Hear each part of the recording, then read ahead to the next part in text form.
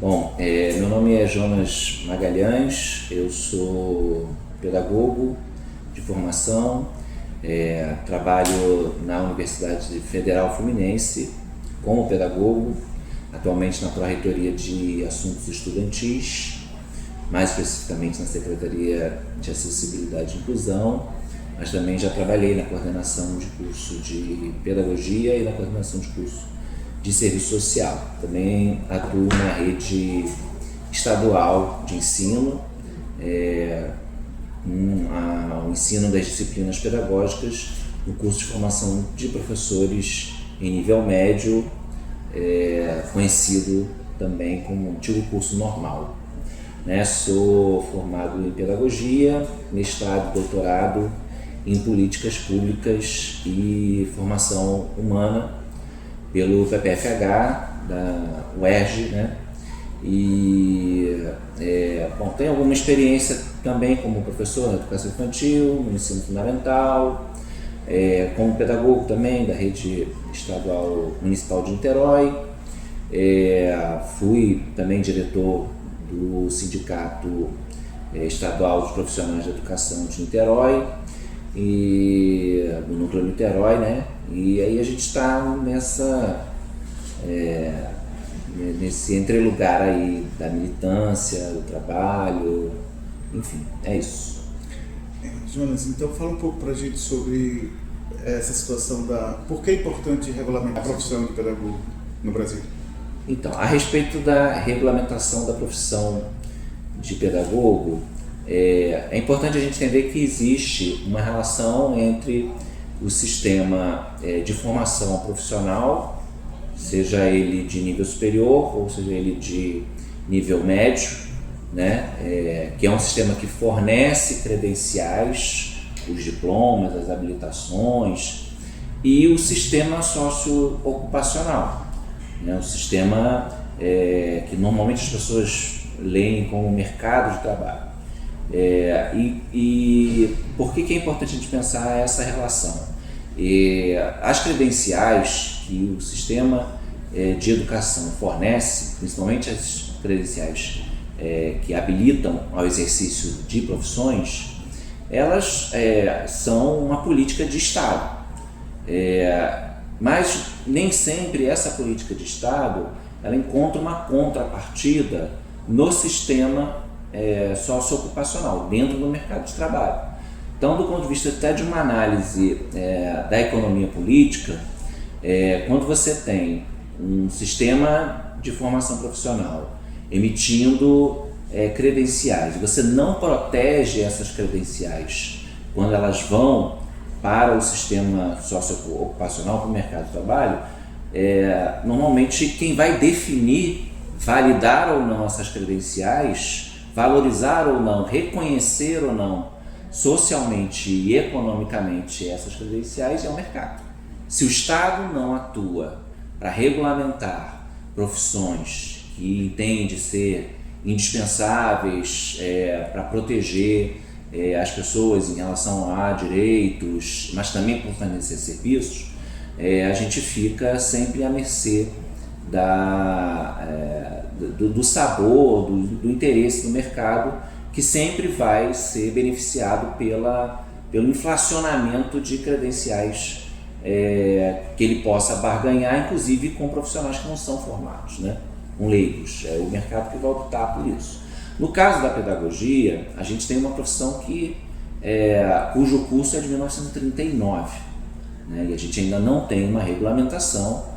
E se a gente for olhar pelo que diz o artigo 5º da Constituição, no seu inciso 13, que fala sobre o exercício livre, profissional, guardadas as qualificações estabelecidas por lei, a gente vai ver que, do ponto de vista até da jurisprudência, as profissões que têm implicações diretas na vida, na saúde, nos direitos humanos, são aquelas profissões que, inclusive, mesmo em constituições de inspiração liberal como a nossa, elas são aquelas profissões cuja a concessão dessa liberdade de ofício está sempre condicionada à qualificação em uma lei que estabeleça esses requisitos. Se você não tem a lei, você também não tem como controlar quem tem ou quem não detém essas habilitações dentro do mercado de trabalho, até as atribuições que são específicas daquela área. Então, no caso da pedagogia, ela está mais do que justificada, e existem outras questões que são relativas ao próprio trabalho efetivo que o pedagogo realiza, né? Além dele realizar um trabalho que implica a educação de crianças, adolescentes, jovens e adultos, o que por si só coloca ali uma dimensão crítica, né, do ponto de vista de um serviço que precisa ser oferecido com qualidade. Você tem na prática os profissionais da área da pedagogia desprotegidos em relação a várias dimensões do seu trabalho. Você está aqui três específicas, três situações mais emblemáticas, que são consequências da ausência de regulamentação. O fato da gente não estabelecer que a docência, por exemplo, na educação infantil, incluindo as funções de cuidar e educar, são prerrogativas de um profissional formado num determinado curso, possibilita que estados e municípios contratem pessoas que são trabalhadores e que não têm culpa nenhuma em relação a isso, mas sem formação para lidar com crianças muito pequenas, né, em contextos desafiantes, como a educação infantil e na educação especial também. Isso é um dos aspectos do problema, que se a gente fosse transpor para a questão da medicina, por exemplo, das práticas médicas, a gente veria que é bastante preocupante. Uma outra questão que a gente pode colocar é da própria conformação da identidade profissional e da atuação desses profissionais em espaços em que as suas atribuições não são tão bem definidas ou mais, são até disputadas com profissionais que têm profissões regulamentadas. Aí eu faço referência aqui ao trabalho dos pedagogos que trabalham na assistência social, que trabalham em espaços não escolares, no sistema judiciário, ou mesmo da própria universidade, né? Porque dentro das universidades também há uma certa indefinição de qual é o lugar do pedagogo nesse espaço. Então, uma regulamentação de profissão normalmente lista atribuições que servem de resguardo para que o profissional também não se descaracterize naquilo que é a sua identidade profissional, se proteja quanto ao assédio moral que vem às vezes por meio do desvio de função, que vem às vezes pelo rebaixamento das atribuições. Então a gente tem esses dois exemplos, e a gente poderia ainda citar a questão da autonomia profissional, que hoje é uma questão muito séria, principalmente depois da insurgência de movimentos conservadores que meio que estabelecem um policiamento sobre o que o professor pode ou não falar dentro de sala de aula. Então, essa questão da autonomia, além dos pacotes curriculares, dos pacotes de avaliação, que meio que vão determinando ali e retirando do professor uma autonomia em relação à definição de metodologias, de instrumentos de trabalho, enfim. Então há várias questões, assim, é difícil a gente chegar, parar, e a gente poderia falar mesmo da dimensão simbólica, né? Uma profissão regulamentada normalmente sinaliza para a sociedade um maior reconhecimento social, uma maior valorização, mesmo quando essa valorização não vem exatamente na forma de pecúnia, né? de salário, de planos de carreira, mas a gente está falando de um reconhecimento simbólico que também na luta política é importante. Olha, em relação ao percurso não só da discussão, mas da luta política pela regulamentação da profissão de pedagogo, a gente já teve aí dois projetos que não lograram êxito. Um chegou inclusive aí até o Senado, mas não teve a sua aprovação e acabou sendo arquivado por questões regimentais. E hoje a gente tem um projeto de lei chamado, que tem o número 735 de 2019, que é um projeto de lei que foi proposto pelo deputado Mauro Nassif, do PSB, em 2019. Ele ficou meio adormecido até 2023, quando uma deputada do PDT do Amapá, que é a deputada Maria Goretti, assumiu a relatoria, e sempre entendendo que essa discussão foi feita de uma maneira muitas vezes superficial ou enviesada.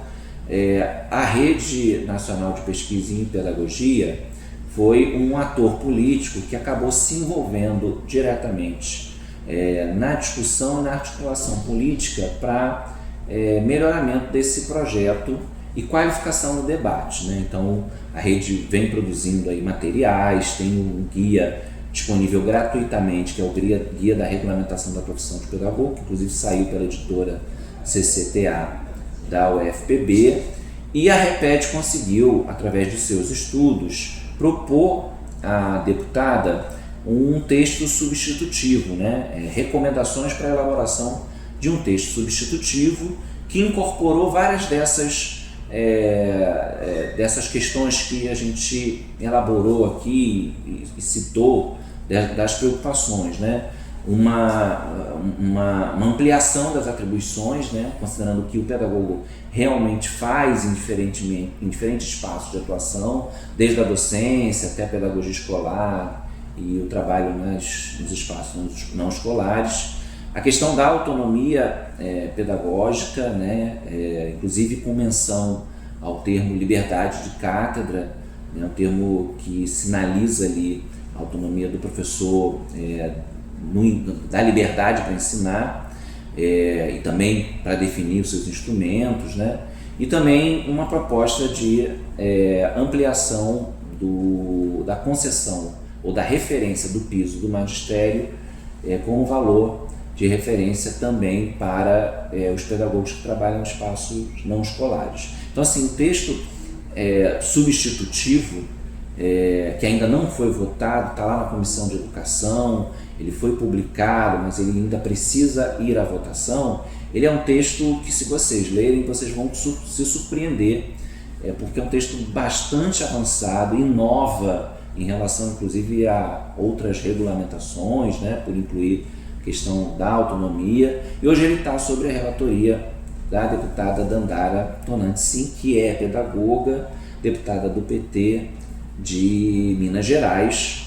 Ela assumiu a relatoria no início de setembro de 2025 e a gente aguarda aí um diálogo para verificar se ela vai aproveitar esse texto substitutivo, se ela vai fazer algum tipo de mudança, que também é possível, ainda algum melhoramento, porque o projeto ele vai passar pela Comissão de Educação, depois ele passa pela Comissão de Constituição e Justiça, depois vai para o Senado e só então, ele sendo aprovado, ele recebe ali a sanção do presidente da República.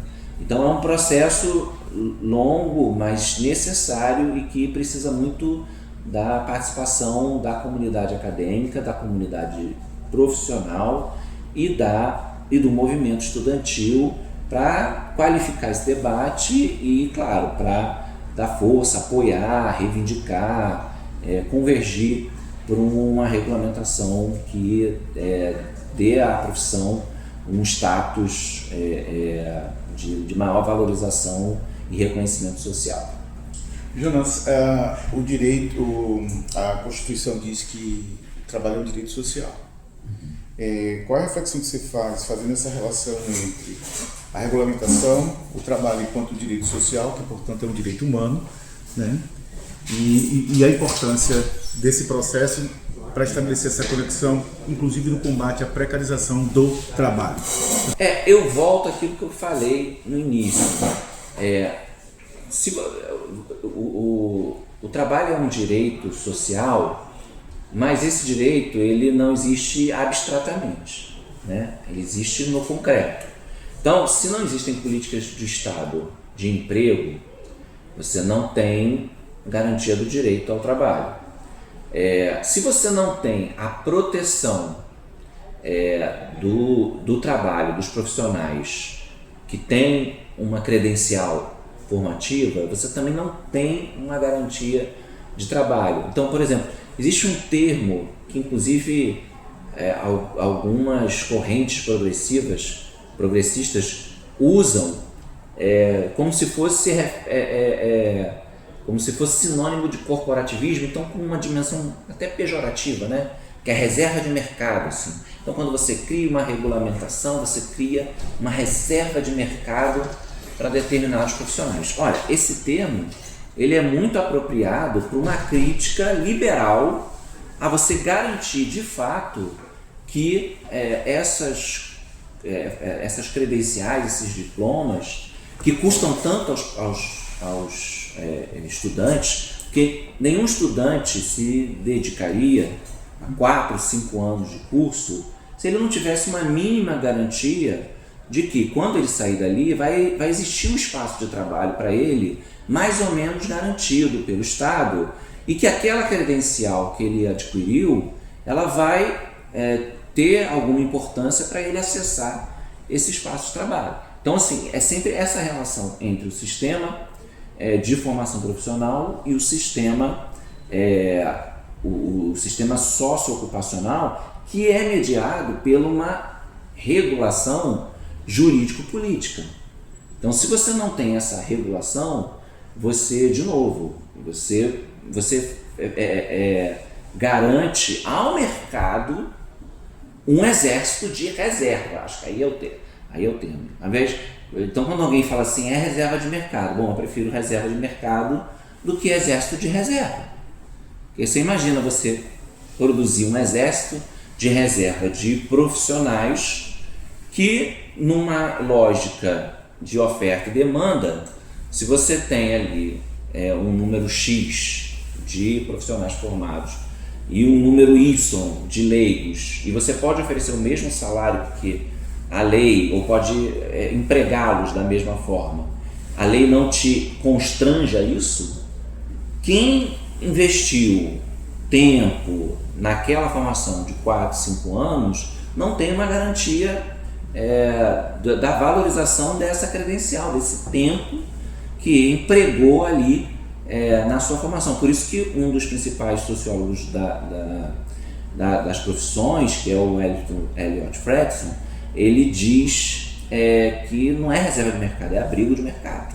Ele usa o termo abrigo de mercado, realmente precisa garantir ali, né? Então, eu vejo a questão em relação ao trabalho e também, se a gente olhar as regulamentações de profissões que não são credencialistas, né? A gente hoje tem mototaxista, a gente vai ter motorista de aplicativo de Uber, você tem outras profissões em que, mesmo não tendo as credenciais, as regulamentações foram sendo apropriadas para garantir direitos como piso salarial, como intervalo de descanso, como jornada de trabalho. Os aeronautas, por exemplo, os comissários de bordo, os pilotos de avião, todos eles têm a definição dos intervalos que eles precisam ter entre uma viagem e outra, instauradas ali na sua regulamentação da profissão. Então, tudo isso tem a ver com o direito a um trabalho digno e não precarizado, né?